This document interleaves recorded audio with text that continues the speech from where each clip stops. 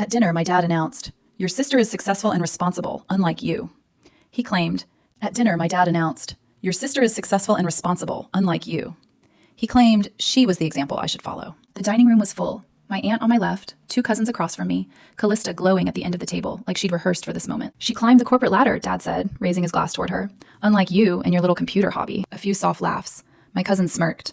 Callista tilted her head modestly, gold bracelet catching the chandelier light. I cut my steak carefully.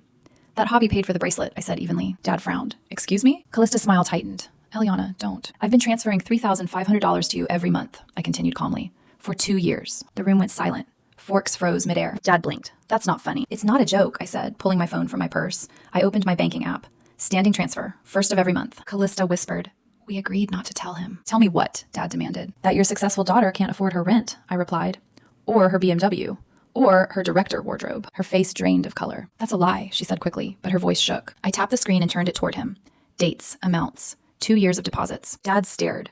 $84,000? Yes. Callista's chair scraped as she shifted.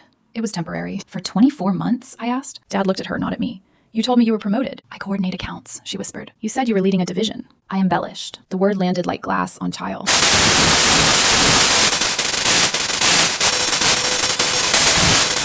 Dad did the math.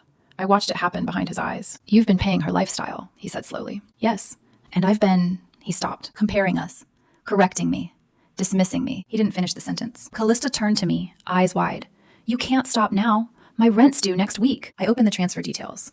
"You said you were financially independent." "Eliana," she hissed. I pressed cancel. Confirmation notification. Transfer terminated. "There," I said. Her breath caught. "You wouldn't." "I just did." Dad stood abruptly, chair legs screeching. "Is this true?" he asked her again, louder. Tears spilled down her cheeks. "I was going to fix it." "By when?" I asked quietly. No answer. Dad looked at me for the first time that night, like he was actually seeing me. "How much do you make?" he asked. "Last year?" I shrugged lightly. 680,000 gross, about 380 after expenses. My cousin's jaw dropped. My aunt covered her mouth. Dad sank back into his chair. "You work from home," he said weakly. "Yes." And I called it a hobby. "Yes." Callista grabbed my wrist. "Please, I'll pay you back. Just give me 3 months." I gently pulled my hand away. "I gave you 24. Her phone buzzed on the table. A notification. Likely her landlord. She stared at the screen, panic spreading. Dad turned to her, voice cold now. "You're selling the car." "My BMW?" she whispered. "Yes." Her composure cracked completely. The golden daughter was unraveling in front of witnesses. I stood, smoothing my napkin. I won't be funding the narrative anymore. Dad looked between us, realization settling heavy and irreversible. Callista's mascara streaked down her cheeks. "You're ruining my life." "No," I said. "I'm ending the illusion." My phone buzzed.